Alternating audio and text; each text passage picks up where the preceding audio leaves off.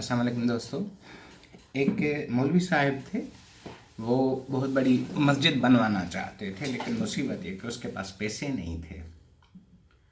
चंदा मांगता था हर जुम्मे को, लेकिन इतने पैसे नहीं आते थे क्योंकि जो मस्जिद उसके ख्वाब में थी या ख्याल में थी वो इतनी बड़ी थी कि उसके लिए लाखों रुपए चाहिए, करोड़ों रुपए चाहिए थे। खैर, उसकी एक दोस्ती थी पादरी के साथ, और पादरी के जो वो महिला देखता, बड़ी बड़ी गिरजा देखता, तो उसके मन में भी होता। तो एक दिन अपने दोस्त को कहा कि यार, तुम इतने पैसे कैसे इकट्ठे कर लेते हो, कहाँ से आते हैं? तो उसने कहा सिंपल है, हमारे पास एक एतराफ़ करने का एक मखसूस हिस्सा होता है गिरजा में, जिसे हम कहते हैं कन्फेशन ट्यूब। मैं पर्दे की दूसरी तरफ बैठता हूँ, लोग आते हैं, अपना गुनाह बताते हैं, और हम गुनाह के हैसियत से हम उनके लिए दुआ भी मांगते हैं और उन पर जुर्माना भी रख देते हैं, और वो जुर्माना चंदे की पेटी में डाल देता है। आपको पता है कि लोग तो बड़े जुर्म कर रहे हैं, उसे इतने पैसे हो जाते हैं कि हमारा सारा खर्चा निकल जाता है, नए नए तरह की भी हम चीज़ें भी बना देते हैं। तो मौलवी ने कहा कि यार, मेहरबानी करना, ये जब आप सेशन करें तो एक दिन मुझे अपने साथ ले जाइए, मैं देखना चाहता हूँ। तो अब मौलवी इनोवेटिव सोच रहा था। तो आदमी ने कहा अच्छा ठीक है, लेकिन एक शर्त पर कि आप चुप रहेंगे। उसने कहा ठीक है, कोई बात नहीं है।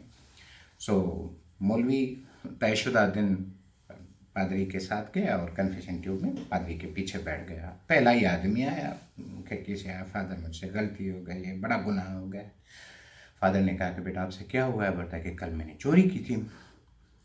तो फादर ने कहा कि ये गलत काम किया है, लेकिन मैं खुदावंद के पास में आपके लिए दुआ मांगता हूँ और आइंदा इससे परहेज़ कीजिए, और आप ऐसा करें कि चंदे की पेटी में $100 डाल दीजिए। वो बंदा डाल देता, चला जाता है। फिर एक दूसरा आदमी आता है, फादर मुझसे गुनाह सरजद हो गया है। फादर, बेटा बता दो। बोलता है कि मैंने कल बहुत ज़्यादा शराब पी रखी थी और मुझसे गलतियाँ हुई हैं।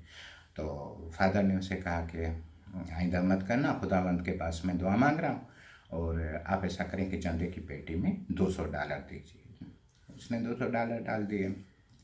मौलवी ने पीछे से पादरी को कहा कि अब मैं आपके साथ बैठ जाऊं, या बल्कि मैं अब आपका काम करूं, क्योंकि मैं जुमले तो याद आ गए हैं, आप किस तरह से लोगों को डील करते हैं। तो फादर ने कहा कि चलो बैठें, लेकिन ज़्यादा अल्फाज नहीं बोलने वाले। भाई ठीक है। अब मौलवी साहब पादरी का अमामा पहन करके बैठ जाते हैं। तो एक पहले आदमी आता है, उसने भी इसी तरह से कहा कि फादर मुझसे गुनाह सरजद हो गया है। तो पादरी के रूप में मौलवी उसे पूछने लगा कि भाई क्या किया है आपने?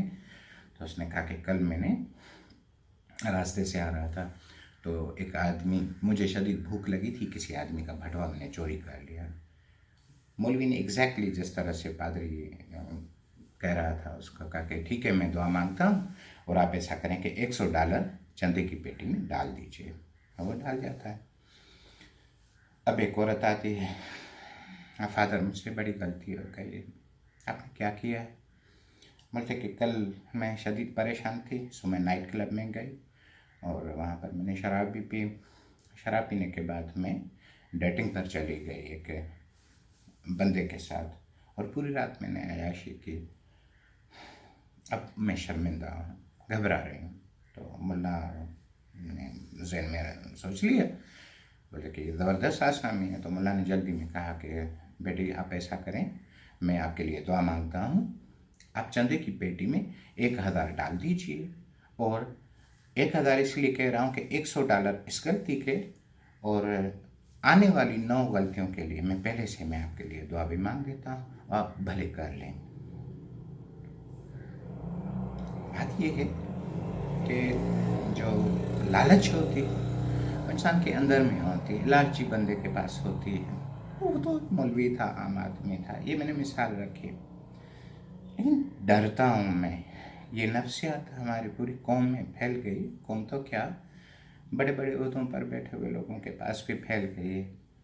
हमारे वतन अजीज़ के चीफ जस्टिस साहब अब मुजरमों को सज़ा तो अपनी जगह पर, लेकिन इस बात में उन्हें रियायत दे रहे हैं कि डैम फंड में इतने जमा कर दें।